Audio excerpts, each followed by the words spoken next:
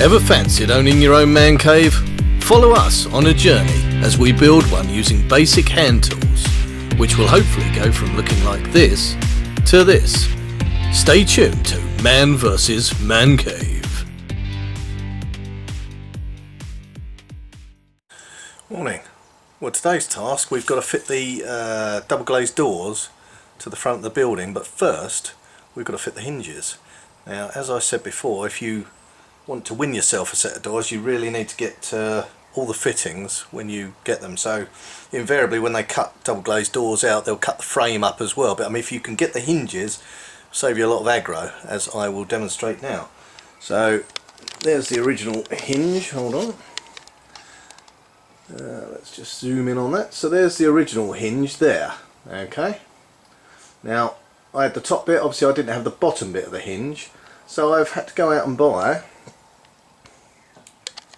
this, which is an Avo set triad hinge, but as you'll see, that bit just up and down, so you know, you can literally move the door in and out. It's also got up and down adjustment here as well, because this little bit goes into the unit there, and then that can move up and down as well. So you've got everything sorted there, but as you can see from the pin arrangement on the original one, the new one is totally different, and those holes don't line up at all. I mean, they nearly do, but they don't. So needless to say, you have to re-drill them, and there's one I did earlier in the blue Peter style, so that's fully on, and now I've just got to do that for all the others.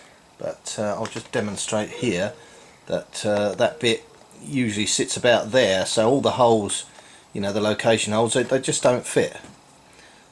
And there are zillions of different makes of hinge out there, so you know, you're never going to track down exactly your original match, but they are going to look better. I mean, once I put the cover on, you know, it looks a whole modern kind of look about it, doesn't it? Far better than the cruddy old square looking thing.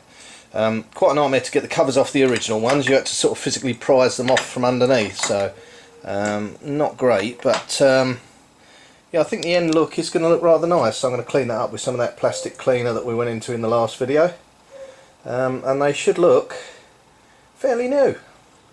And you know, I mean, you're looking about probably 500-600 quid for a set of doors like this, and I think at the moment we're stood in at about, I don't know, 60 quid I think for the plastic trims and everything else. I've got to get the locks for the doors as well over there, so I'll get them all to match with the sliding door. I mean, they're pretty reasonable on eBay. I think you're looking at 20 quid a piece outside of eBay, but I've seen some pretty good deals on there for multi-keyed systems, so we can get it all secure and all nice. So hopefully this is going to go without a hitch. Hopefully I've made the frame with enough gap around it, so we've got enough adjustment. One little mistake I made was I'm going to have to build this out slightly, because as you can see, it is very tight on the edge there. I thought leaving, you know, very little frame inside was going to work, but yeah, I hadn't allowed for the thickness of these hinges, so you know, I can build that out, that's not a problem. And then we'll put a bit of plastic trim over the top just to protect the wood, treat it and everything, and job's a good one. I'll catch you later. It's going to be a fun day. A proud moment, we have double doors, so I'm quite pleased with those. So need a bit of a clean up, but there we go. Kevin MacLeod would be proud, but I didn't know. And as we didn't have the door frame, what I've used is some of this plastic stuff from Wicks, which is, I think, cladding. So I've literally done that all the way around to protect that wood. We'll obviously do something with the insides, and then down the bottom here I've had to make these little brackets up, because obviously you have the little plungers that go in from the locking system. So I've just made them out of joist hangers actually. So yeah, the door shuts really nicely. I've just got to do a bit of internal trim and a bit of draft exclude around the inside so that the door shuts on it. I'll just give you a look of that in a minute. So yeah, I'm quite pleased with these for 60 quid set of doors. So there's just a shot of how that plunger goes into that metal retainer. Obviously it's quite close to the edge of the door frame, so you do need that metal just to give it a bit of strength, something to lock into and sort of pull into, because it's got a little triangular bit on the top there. And yeah, inside obviously we've got this little gap up here. Now I'm going to build myself a little frame round there, you know, so a little bit of a square trim and a draft excluder on the back of that, so the door shuts soundly onto that. And yeah, quite pleased with it. Excellent job. A bit dark in here, you can't really see, but happy days. Well, good morning. Another beautiful day. I will just show you a few things have changed since you last came, so we'll just have a look at what those are. I'll just turn the camera around so you can have a look. So we have our new doors in, which are looking pretty good. In the wooden frames, which I've still got to treat. But as you can see, I made them a bit tight to the edge there. But yeah, overall, you know, like a brand new set of doors, don't they? Yeah, excellent. So we got our two doors there anyway, so it's looking a bit like what we originally proposed. Now we've decided that this window was a bit over the top. We've got plenty of light in there, so we've decided to get rid of that. And today, well, I'll show you one thing that I'm going to do.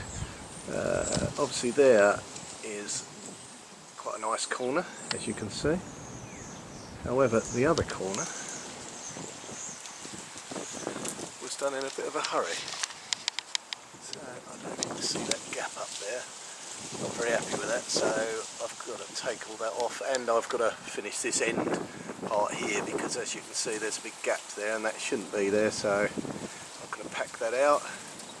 That's obviously because we had the 18mm on the wall, but this bit jutting out here doesn't have the 18mm skin on it, so I've got to put the skin on it, put the Tyvek around it, and then put another 18mm on the outside, and that'll bring it up to where the rest of the walling is at. Anyway, that aside, let's just turn you around. That aside, today's job is, do you remember all those noggins and everything? Noggins and the purlins and the noggins. I've really got to do that in here today. It's dead boring. But as you can see all the way around, we got nothing, and I've still got to do them in the floor, believe it or not. So hopefully by the end of today we'll have the that and that.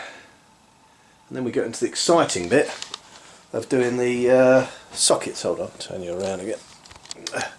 And then we'll get onto the exciting bit of doing all the sockets and the fit out inside, getting the floor down. Very exciting times.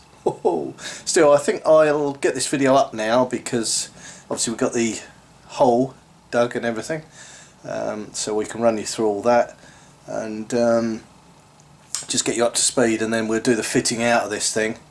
And I've got some pretty good ideas for out in the garden as well, because we're going to get some rainwater harvesting stuff, because load of rain we've had the past few weeks, so it's been shooting off the roof, obviously down the back of the fence. That's going to rot that out.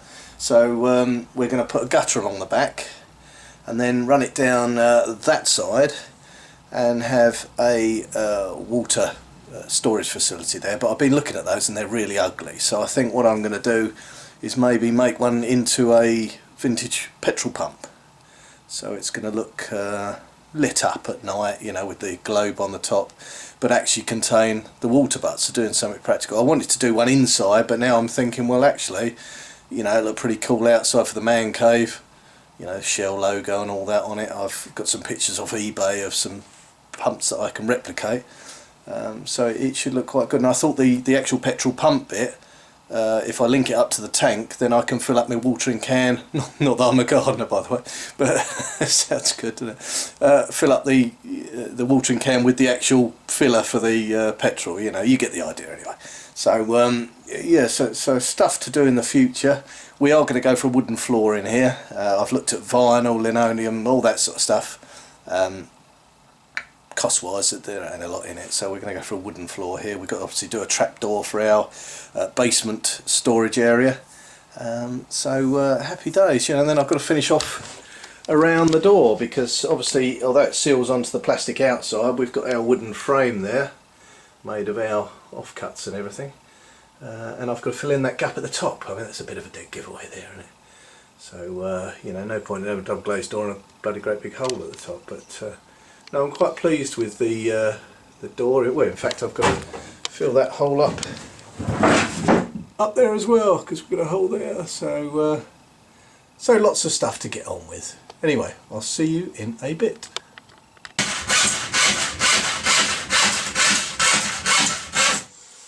Alright, so I got distracted. I'm not doing the noggins. I'm finishing off the outside, so we'll be nice and cosy for the winter weather that I'm expecting. So more of this. Incidentally, I have developed very substantial muscles in my right arm, so there are health benefits to all this.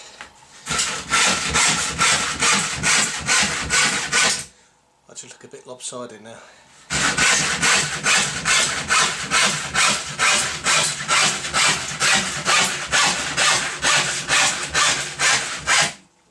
And you talk to yourself quite a bit.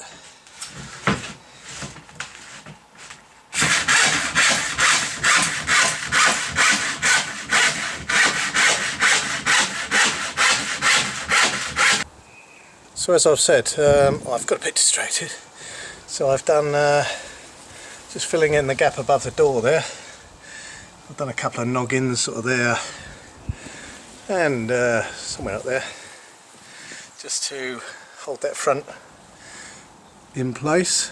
Obviously we're going to have some lighting up there, so I don't want any in the centre here above the door. We'll have a light there, light either side, and then what we thought up there is we're going to have a oh, hold on, up there somewhere, doing the finger thing again, somewhere up there, in that corner there we'll have a speaker, so that'll be linked to the hi-fi.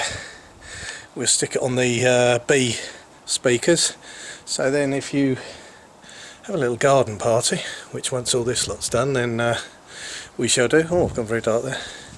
And you won't need the music booming then, you know, you can have it at a nice level, not disturbing the neighbours, that kind of thing. And yeah, happy days really. Roll on next summer.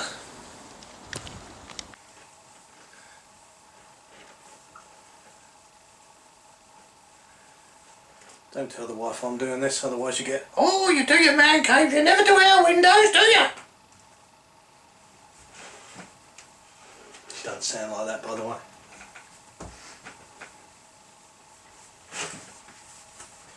But I have to say, for a second-hand set of doors, you know, not bad. So these have stood us in at about 60 quid for the trims around the edge, the plastic trims, which were a bit overpriced from Wicks, I have to say. I think they're meant for when you do plastic cladding, so not ideal either. And obviously I've got to get new door locks, but I would have to done that anyway for all the things. And the other bit of money was on the plastic step down the bottom there, which was from B&Q. I don't think you can see me because I'm sort of black at the moment in the background there, but at least you can hear me. So there you go. But yeah, polishing up the treat. So I think these windows probably would have cost me about I don't know, probably 500–600 quid. So not bad for a little bit of spit and polish and a little bit of trickiness. Oh, of course the other cost was the door hinges as well. So yeah, I think about 60 quid all told. But yeah, no, absolutely lovely.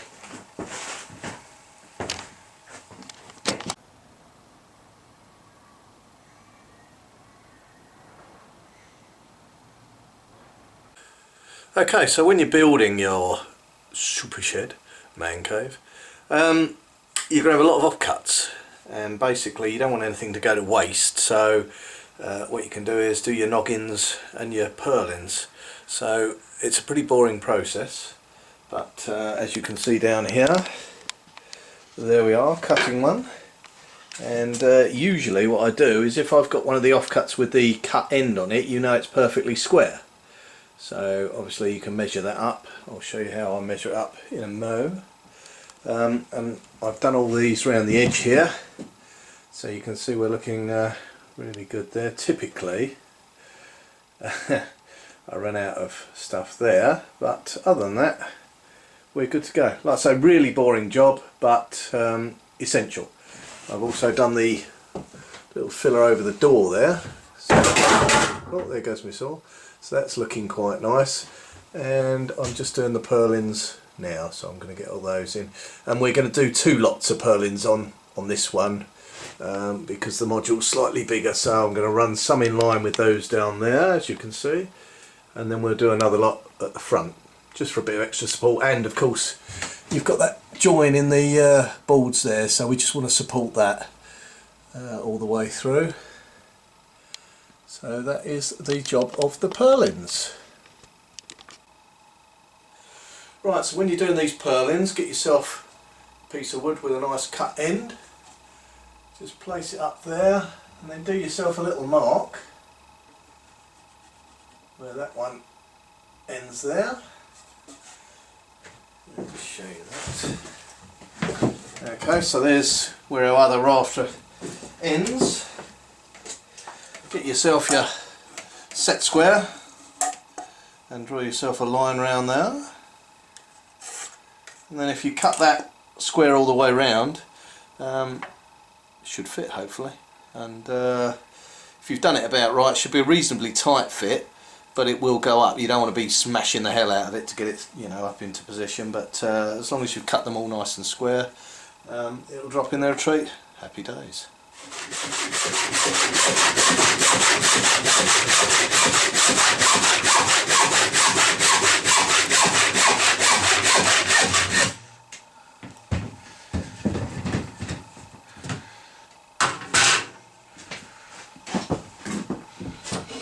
And there you go, there's the purlin. Like so, you should be just able to ease it up into position. Yeah. So you want it to be a little bit tight. Obviously I'm trying to do that one-handed, but yeah, you just tap that up, make up that final bit of gap at the top there, and screw it in. I haven't done the first one yet, so I'm just going to screw this other one in. But yeah, tap that up into position, do the next one. It'll all hold these timbers in, you know, down here nice and square, because obviously they're going to, over time, want to twist and turn and do everything you don't want them to, so just keep everything nice and true. Right, it's been a really good day today. Managed to get all my purlins in up there. So we've got this front row here and the middle row there, looking all beautiful. And then if we drop down the wall, I've got all those in there. So it's all looking good. By the magic of TV, I'm going to have a bit of a haircut, so I'll look a bit Shaun the Sheep next time you see me. Right, so lots of goodies have turned up today. So I've got the ducting for our cable to go from the house to the shed, or the man cave should I say. And we've got all our fuse boardy bits. So these will be at, well, only one of those will be at the house end, and I'm going to drill the bottom of that, and all the tubes will come into there, because you want to keep those nice and dry with the cables in there. Got my cable clips and everything, and I think I've got some cable down the garage anyway, so hopefully we can wire it all up. So exciting times. Before we get to the excitement of fitting out our man cave, I thought we'd go through the roof construction and the walls, just to let you know how they're physically made. So this is our outer skin, if you like. So this is our corrugated metal, represented by this bit of angle. Underneath that we've got this Tyvek stuff, which is Supro, and it is pretty Supro because you can't tear it, but it allows the passage of moisture from sort of inside the building to out, so very important layer. Also, if you wrap your building in that while you're constructing it, it's good for about 3 months outside, so handy way of keeping things dry while you're getting going. Then we've got your inner wall, your inner skin, and then we've got our framework, so we've got our inner wall there. Now inside here obviously your insulation, so be it rock wool or Celotex Kingspan, rigid insulation, that kind of thing. And then you've got your vapour barrier, very important to stop moisture getting from inside the room into your wall. And then you've got your outer layer, so plasterboard, or we're using plywood on ours, and that's your little sandwich there, so that is your wall. So, like that. Okay, now the roof is slightly different, so I we'll show you our roof. So we've got that, got our rafters there, we've got our top deck, our vapour layer, and then we've got our metal roofing. So I'll get rid of that because it's a bit cumbersome. So there's our roof. So inside here you need a 2-inch air gap. We've got a 5-inch joist section, so we'll have probably 2 or 3 inches of insulation in there. You've got your vapour control layer again, and this airflow that you need in this section here, this 2 inches, just stops any condensation forming in there. So at the end of our building we're going to have a continuous air gap along there, a little filter bit, all the way along the front of the building. We can drill holes through the joists so we can get a good flow of air in there. So basically we're creating an inner insulated box with airflow around the outside, so we get no dampness or anything going on under this deck. So there's our roof. There's another style of roof you can do. This is a cold roof. You can do a warm roof, which is different again. So let's just reassemble these bits. So a warm roof, you will have your insulation here.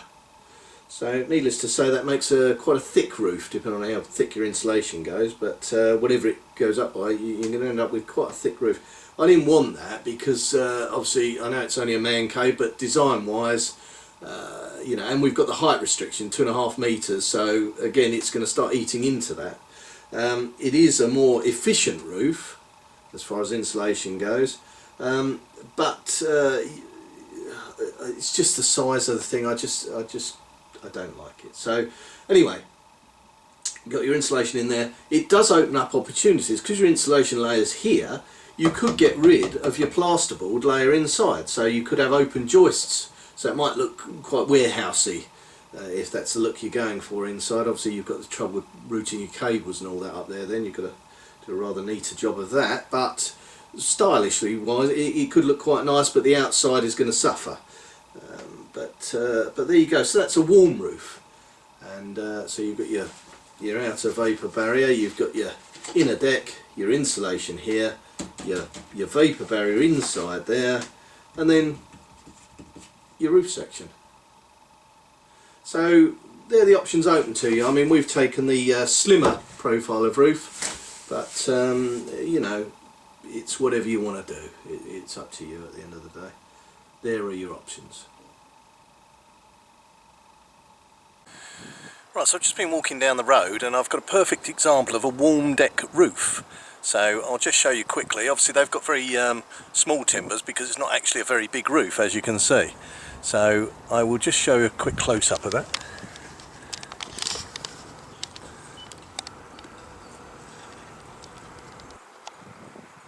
So there you can see the different layers. So you've got the top layer, the OSB, then you've got the insulation, and then you've got the joists. And obviously, like I say, they've used 4-inch timbers because it's not that big a roof to support. But you can imagine the thickness of that. If you go up to 5-inch timbers, you know, you're looking at a very thick roof line then. But yeah, that's a very good example of what a warm deck roof looks like when it's naked. So what you've got to think about with this style of roof is you've only got 4 inches to get most light fittings in, which downlighters you're going to struggle with that. So you need to bear in mind, you know, that roof thickness as well, you know, for any facilities that you want to put up there and running cables, that kind of thing. So can be a bit limiting doing a warm deck roof apart from the thickness of the thing. So there it is, a warm deck roof.